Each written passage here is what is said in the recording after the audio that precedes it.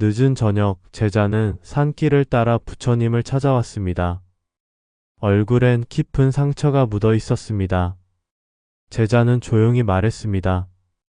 스승님, 제가 믿었던 사람이 저를 배신했습니다. 함께 하자던 약속을 어기고 제 뒤에서 모욕적인 말을 퍼뜨렸습니다. 그를 생각하면 분노가 치밀고 왜 나에게 그런 짓을 했는지 이해할 수 없습니다. 그렇게 믿었는데 어떻게 그럴 수 있죠? 부처님은 한참 동안 아무 말씀도 하지 않으셨습니다.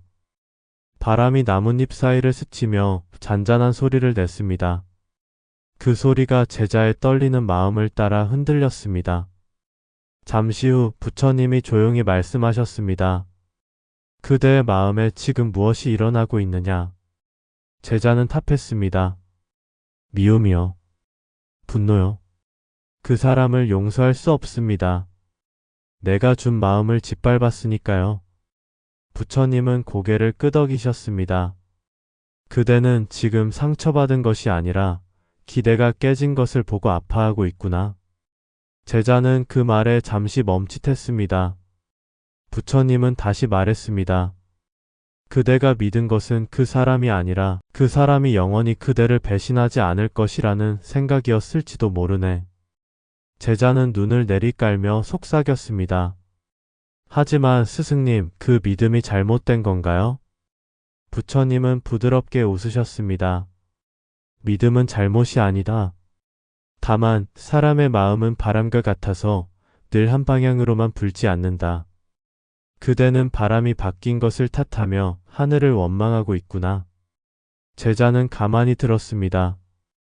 부처님의 말이 마음 한가운데 스며드는 듯 했습니다. 그러나 여전히 미움은 사라지지 않았습니다. 그는 솔직히 털어놓았습니다. 스승님, 그래도 억울합니다. 나는 진심이었는데 왜 상처받는 쪽이 늘 저입니까? 부처님은 제자의 눈을 바라보며 천천히 말씀하셨습니다.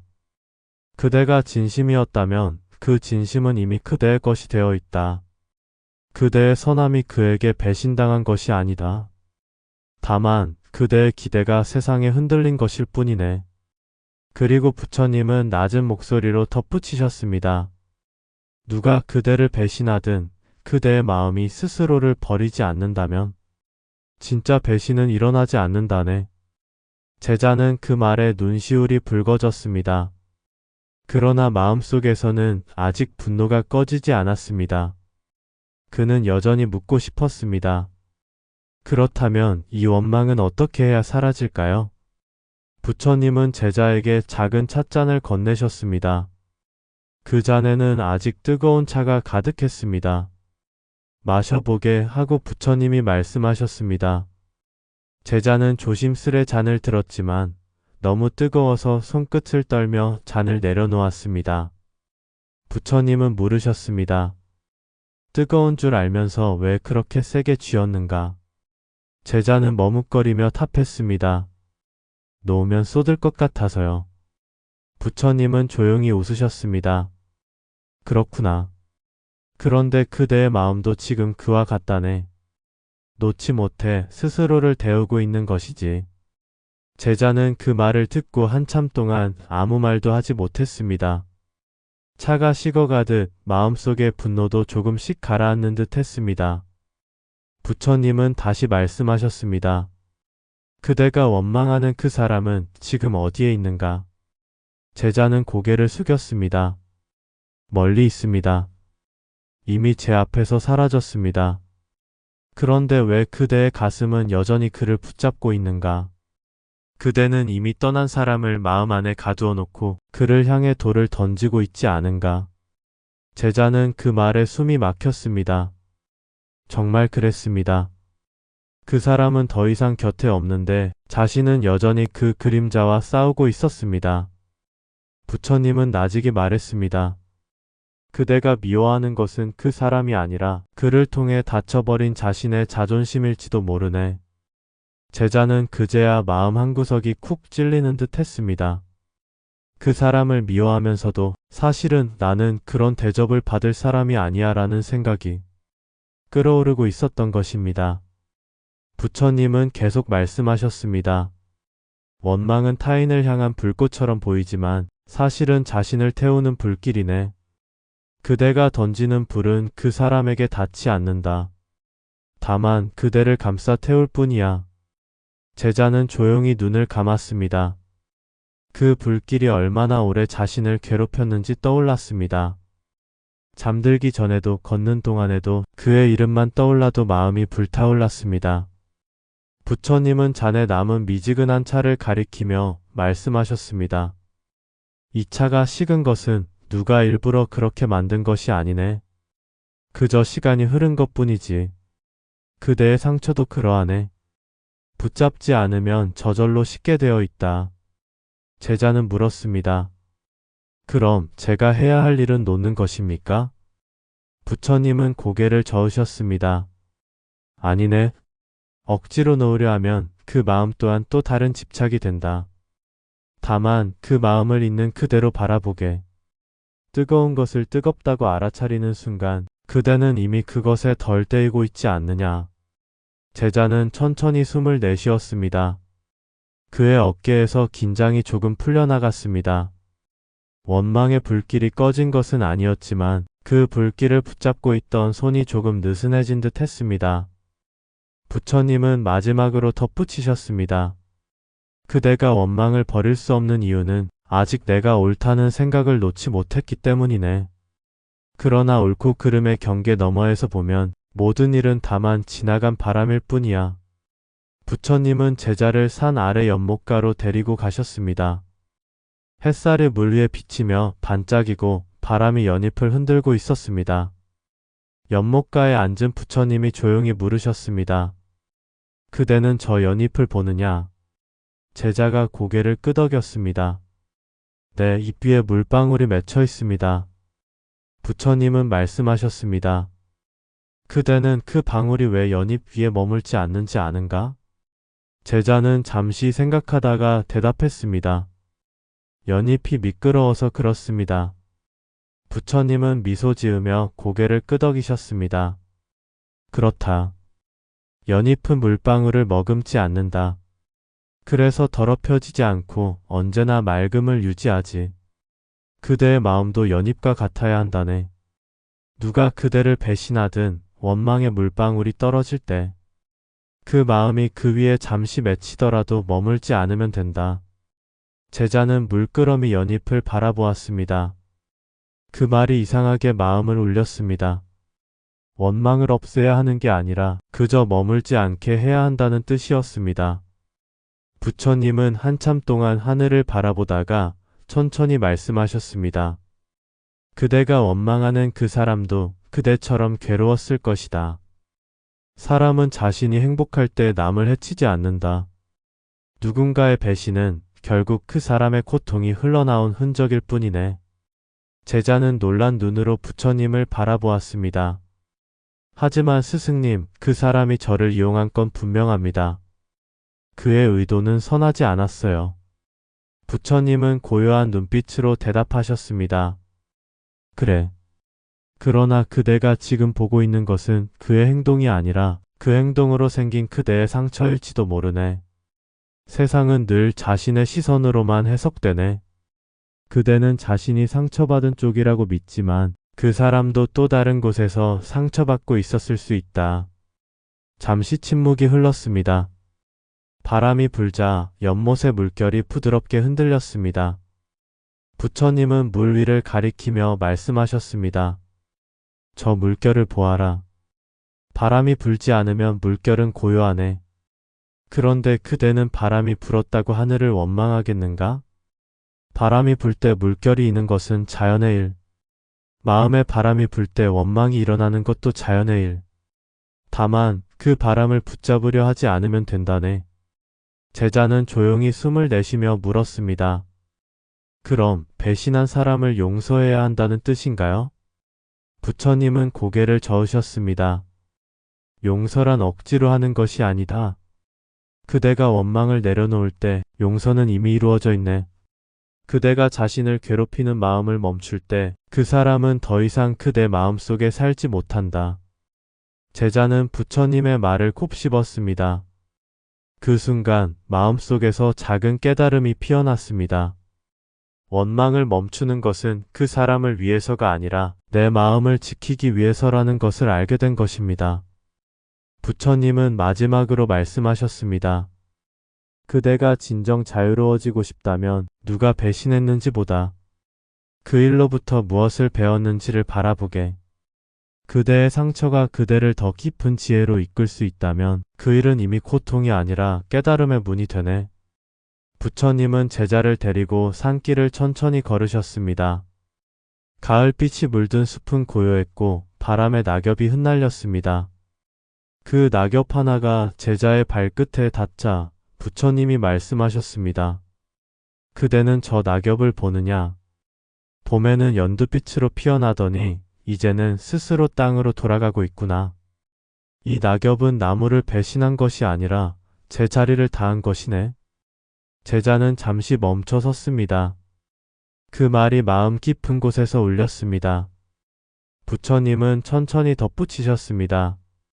그대가 만난 그 사람도 어쩌면 그대의 인생에서 한 계절을 함께한 인연이었을 뿐이네. 그의 떠남이 배신처럼 보이지만 사실은 그대의 성장에 필요한 끝맺음이었을지도 모른다. 제자는 고개를 숙였습니다. 스승님, 저는 그 사람의 행동이 잘못되었다고만 생각했습니다. 그런데 그 일 때문에 제 마음의 욕심을 보게 되었습니다. 그에게 인정받고 싶었던 마음, 그가 나를 다르게 보길 바랐던 마음. 결국 그 욕심이 저를 더 아프게 했습니다. 부처님은 고요히 웃으셨습니다. 그래, 그대는 이제 진짜로 그 일을 보고 있구나. 사람의 배신은 그대를 깎아내리려는 것이 아니라 그대의 마음을 비추는 거울이 되어주는 것이네. 그대가 미움 속에서도 자신을 바라볼 수 있다면 그 순간 그대는 이미 고통의 주인이 아니라 고통을 깨닫는 자가 된다. 제자는 깊은 숨을 내쉬었습니다. 산 공기가 맑게 폐 속으로 스며들었습니다. 부처님은 발걸음을 멈추고 먼 산을 바라보며 말씀하셨습니다. 누군가의 배신은 인연이 닿은 소리일 뿐 그 소리에 분노로 답하면 그대는 또 다른 사슬을 만들게 된다. 그러나 침묵으로 답하면 그 사슬은 그 자리에서 끊어지네. 제자는 조용히 묻습니다. 그럼 저는 이제 어떻게 해야 할까요? 그 사람에게 다시 마음을 열 수도 완전히 잊을 수도 없습니다. 부처님은 잠시 미소를 지으며 대답하셨습니다. 잊으려 하지 말게. 잊으려는 마음은 또다시 기억을 붙잡는 법이네. 그 대신 그 일을 통째로 받아들이는 연습을 하게. 좋았던 기억도 아팠던 순간도 모두 다 그대의 삶이네. 배신도 결국 그대가 살아낸 한 조각일 뿐이지. 제자는 하늘을 올려다보았습니다. 흰 구름이 유유히 떠가고 있었습니다. 그는 문득 깨달았습니다. 구름은 머물지 않고 흘러갑니다. 마음속의 미움도 그 구름처럼 흘러가게 두면 되는 것이었습니다. 부처님은 마지막으로 말씀하셨습니다. 그대가 배신당했다고 느끼는 순간에도 사실은 인생이 그대를 더 넓은 곳으로 이끌고 있는 것이네. 누군가의 변심이 아니라 그대의 깨달음이 새로운 길을 여는 것이지. 부처님은 연못가 바위에 앉아 조용히 말씀하셨습니다. 그대의 마음이 조금 가벼워졌다면 이제 그 평온을 지키는 법을 익혀야 하네. 상처를 잊으려 하지 말고 그 상처 위에 평화를 놓는 연습을 하게. 제자는 고개를 끄덕였습니다. 부처님, 어떻게 해야 원망이 다시 마음을 휘감지 않겠습니까? 부처님은 부드럽게 웃으며 세 가지 수행을 일러주셨습니다. 첫째, 멈추어 바라보는 흡. 누군가의 이름만 떠올라도 가슴이 답답해질 때가 있지. 그때 그대는 무언가를 하려 하기보다 단 한 번만 숨을 깊게 들이마시게. 그 호흡이 올라오며 가슴을 스칠 때 그대의 마음이 다시 현실로 돌아오는 것을 느껴보게. 부처님은 제자에게 말했습니다. 불길이 일 때 물을 붓는 것이 아니라 바람을 멈추는 법을 배우게. 호흡은 마음의 바람을 멈추는 가장 단순한 길이네. 둘째, 감정을 비추는 글쓰기. 부처님은 조용히 흙바닥에 손가락으로 원을 그리셨습니다. 이 원은 그대의 마음이네. 여기 그대의 분노를 써보게. 그리고 그 옆에 그대의 두려움도 써보게. 제자는 잠시 생각하다가 대답했습니다. 미움, 억울함, 두려움 모두 제 안에 있습니다. 부처님은 고개를 끄덕이셨습니다. 그대가 그것들을 써내려갈 때 이미 그 감정은 그대의 손을 떠난 것이네. 마음속에 담아둘 때는 독이지만 바깥으로 꺼내 적을 때는 약이 된다. 그대의 글은 남에게 보여주기 위한 것이 아니네. 다만 그대 스스로를 치유하기 위한 거울일 뿐이지. 셋째, 감사로 마무리하는 하루. 부처님은 제자에게 이렇게 말씀하셨습니다. 하루가 끝나기 전 눈을 감고 오늘 마음이 흔들린 순간들을 떠올려 보게. 그리고 그 중 하나를 감사로 바꿔보게. 예를 들어 그 사람 때문에 상처받았다는 마음을 그 사람 덕분에 나의 기대를 보았다로 바꾸는 것이네. 감사는 과거를 바꾸지 않지만 그대를 과거의 노예에서 해방시킨다네. 감사의 마음을 일으킬 때 그대는 이미 원망의 자리에서 벗어나 있는 것이지. 제자는 세 가지 방법을 마음에 새기며 말했습니다. 스승님, 이렇게 단순한 일들이 마음을 바꿀 수 있을까요? 부처님은 고요히 대답하셨습니다. 세상의 큰 변화는 언제나 작고 조용한 곳에서 시작되네. 마음이 평화로워지면 세상도 그대를 다르게 대할 것이야. 그대가 원망을 멈추는 순간 세상은 그대에게 더 이상 원망할 이유를 주지 않는다네.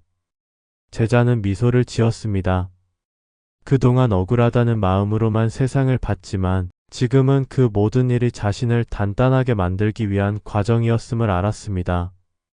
며칠이 흘렀습니다. 제자는 여전히 산에 머물며 부처님의 곁에서 조용히 지냈습니다. 그는 매일 새벽 연못가에 앉아 숨을 고르고 하루의 시작을 바라보는 연습을 했습니다. 어느 날 부처님이 다가와 물으셨습니다.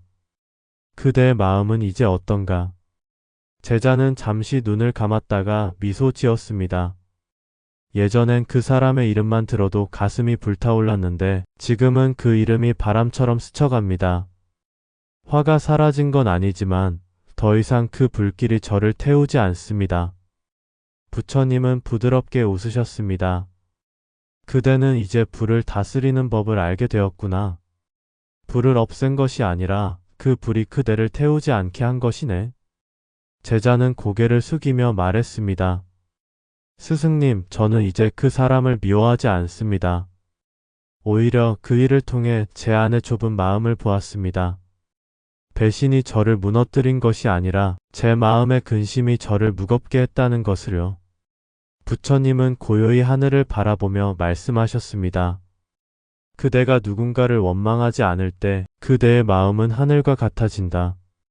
누가 흙을 던져도 그 흙은 잠시 떠 있다가 가라앉을 뿐. 하늘은 더럽혀지지 않는다네. 제자는 그 말을 들으며 하늘을 올려다보았습니다. 맑고 투명한 구름이 천천히 흘러가고 있었습니다. 그는 속으로 조용히 중얼거렸습니다. 이제는 흘러가게 두겠습니다. 부처님은 마지막으로 제자에게 말씀하셨습니다. 그대여, 누가 그대를 배신하더라도 원망하지 말게. 왜냐하면 그대의 마음이 그대를 지키고 있다면 아무도 진정으로 그대를 해칠 수 없기 때문이네. 그대의 평온은 타인이 주거나 빼앗을 수 있는 것이 아니라 그대가 스스로 선택하는 것이네. 누군가의 변심이 그대의 평화를 흔들지 못한다면 그때 그대는 이미 자유로워진 것이지. 제자는 조용히 절을 하며 말했습니다. 스승님, 이제 알겠습니다. 누가 나를 버려도 내가 나를 버리지 않는 한 나는 결코 버려진 적이 없습니다. 부처님은 미소 지으며 말씀하셨습니다. 그래, 그대는 이제 자신을 돌아오는 길을 찾았구나. 그대가 그 길을 걸어가면 배신조차도 결국 그대를 진리로 이끌었던 인연이었음을 알게 되리라. 바람이 산등성을 넘어 불어왔습니다. 제자는 그 바람 속에서 오래도록 머물렀습니다. 그의 마음은 더 이상 흔들리지 않았습니다. 모든 것은 지나가고 남은 것은 다만 평온이었습니다. 누가 그대를 배신하더라도 그대는 그 일로 인해 더 깊어질 수 있습니다. 배신은 사람의 잘못이 아니라 그대를 더 큰 이해와 자비로 이끄는 길목일지도 모릅니다. 원망하지 않는다는 건 그 사람을 용서했다는 뜻이 아니라 이제는 그 일에 묵히지 않겠다는 선언입니다. 그대의 평온은 그대의 선택에서 시작됩니다. 오늘도 마음의 연잎 위에 떨어지는 모든 감정을 그저 물방울처럼 흘려보내시길 바랍니다. 부처명언이었습니다.